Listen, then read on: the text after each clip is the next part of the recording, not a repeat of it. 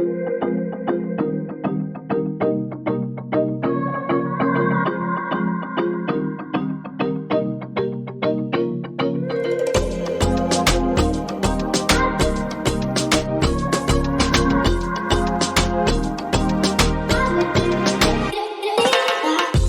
so now what you're really seeing is a very diverse set of consumer touch points, whether that's e-commerce, TV menus, drive-through menus, self-service kiosks, and you're having to serve all of those. And I'm also seeing a trend among the larger retailers where they're stopping to build such large stores and they're building more smaller stores.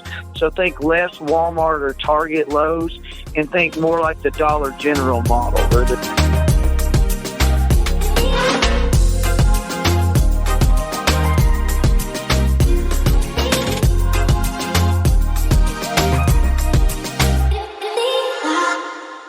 Alrighty, everyone, welcome back to another episode of the Cannabis Corona Report. Thanks for joining us. On today's show, we are going to talk about how the COVID-19 crisis has changed the cannabis retail sector.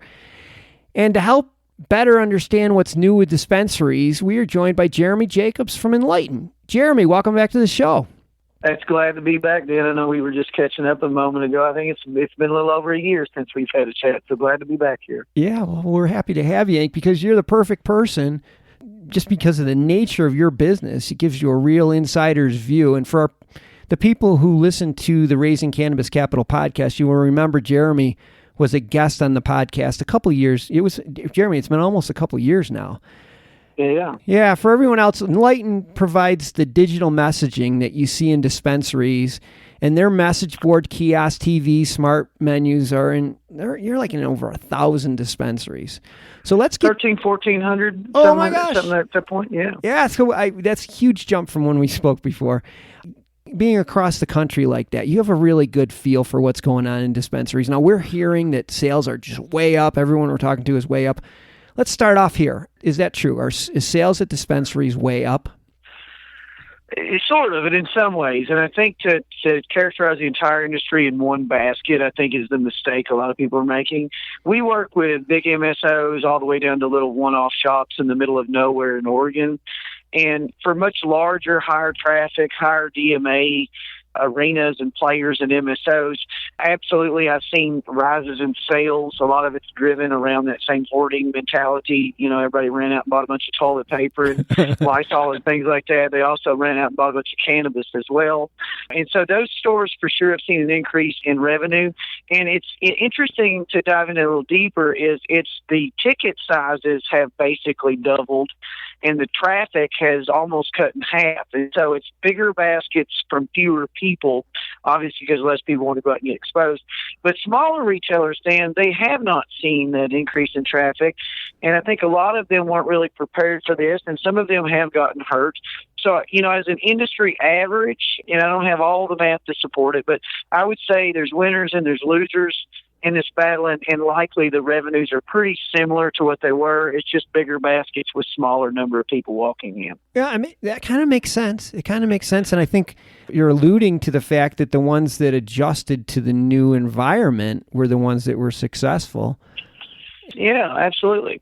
In the past, the in-store experience was really the backbone of dispensaries. And now, you know, they have to rely on some other methods. Maybe you can elaborate more on some of the changes that you've seen. Yeah. As I said earlier, we work with some of the biggest companies in the entire world. As you said, the bigger operations, they're the ones that adapted and changed. Everybody was really focused on an in-store retail experience, and it's not gone. We're still seeing traffic numbers. They dipped at one point down to about half of what they were. They're rising and climbing across the nation. But everybody had to embrace a new world. They had to embrace a world in which the way to serve your customer is not just a single way anymore. Now you have to have e-commerce in order to facilitate that curbside pickup and that delivery. Now we've got stores that are coming to us, retail operations. They're wanting our outdoor drive-through menus because now the regulatory agencies are relaxing that because they see this is safer in this, you know, post-COVID-19 world. The age of the cannabis kiosk is upon us. You know, the number of self-service kiosks we were selling was quite a smaller number than what it is right now because people are preparing as customers are coming back and they don't want to interact with those bud tenders. And so now what you're really seeing is a very diverse set of consumer touch points, whether that's e-commerce, TV menus, drive-through menus, self-service kiosks, and you're having to serve all of those. And I'm also seeing a trend among the larger retailers where they're stopping to build such large stores and they're building more smaller stores.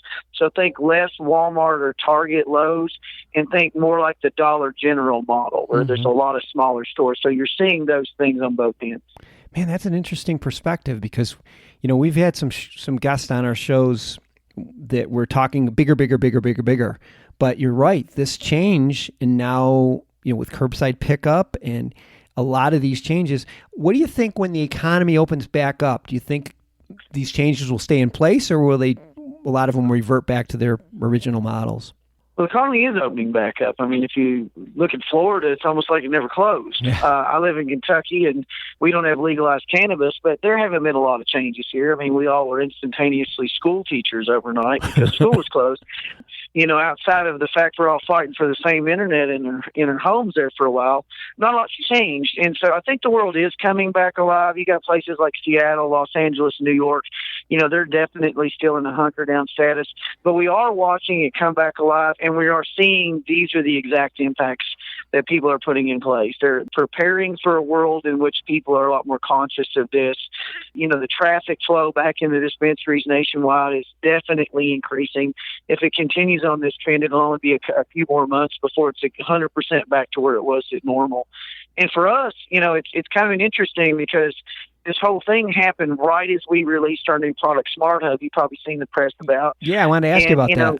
Yeah, absolutely. Well, the timing was incredible because it is a platform driven around the fact that to serve a customer correctly, you have to serve them in a multifaceted set of consumer endpoints. And so it's a platform that connects to all the POS systems, and it serves clean consumer data to online, update your listing services, TV menus, drive-through menus, self-service kiosk, and it powers all those endpoints. And so, it's really worked out for us. I know it's been tough for some people, but for us, Smart Hub released right when it seems like all the retailers needed a Smart Hub and they needed those endpoints. So it's been good for us, and we've been seeing the product's helpful for these people to go through this transition. Yeah, I think you're right. It's sometimes better to be lucky than good, and having that, and having that at that time was really worked out great for you because, when you're trying to gather all this information from all these different touch points, it can be laborsome. I'm looking at it right now on your website. I can see where that was a real benefit. Well, the big challenge is a lot of retailers didn't get into these various types of consumer endpoints because it was like wrestling a gorilla just to be able to keep their TV menus updated, which was everybody's focus before this, was, primarily that retail environment. And it was a beast just to keep those things updated. So how are they even going to conceive taking on the self-service kiosk and e-commerce and all of these different components? Mm-hmm. And so we were already driving to answer that question. This just really expedited the whole thing, and it created a necessity among a lot of these customers, and we just happened to be there to fill that. So again, you're right. Sometimes it's better to be lucky than good.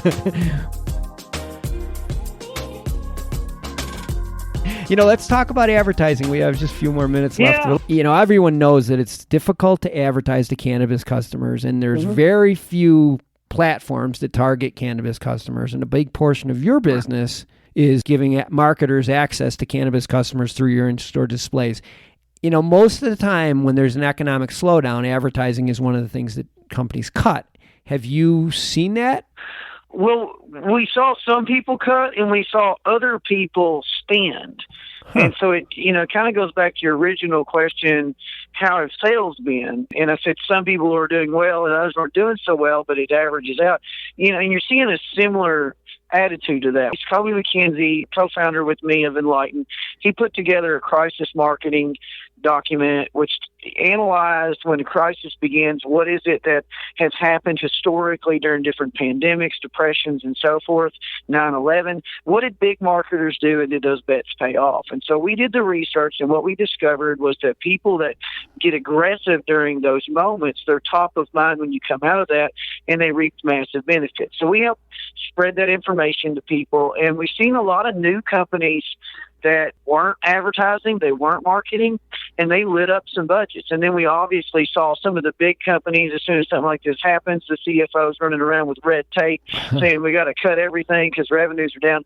So you saw both of those things. And one of the interesting things for our in-store network is, since it's driven on impressions, the people that are actually advertising with us right now, since the traffic is down, they're getting a lot more share of voice.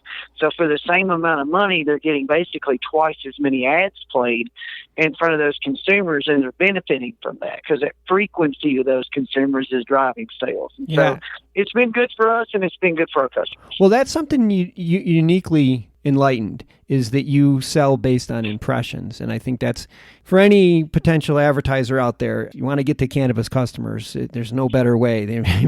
You know they're cannabis customers because they're in dispensaries. That's right.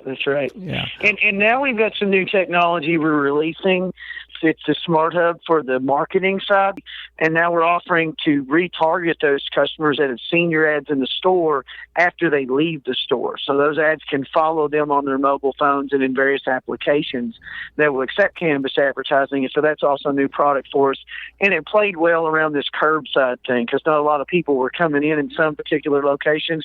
So we've still been able to reach those consumers. And a lot of advertisers are taking advantage of that. Man. Well, we have all of Jeremy Jacobs and Enlighten's information in the show notes and also at mjbulls.com. So if you want to reach out to him directly to talk about adding Enlighten to your dispensary, or talk to him about advertising and all this big brother stuff that he's got figured out, just reach out to him directly. Jeremy, it is always fun to have you on the show. Thanks again for being here. Let's do this again. Absolutely, Dan. Congratulations on years and years of success of this podcast, man. It's fantastic, and I always enjoy listening. Well, thank you.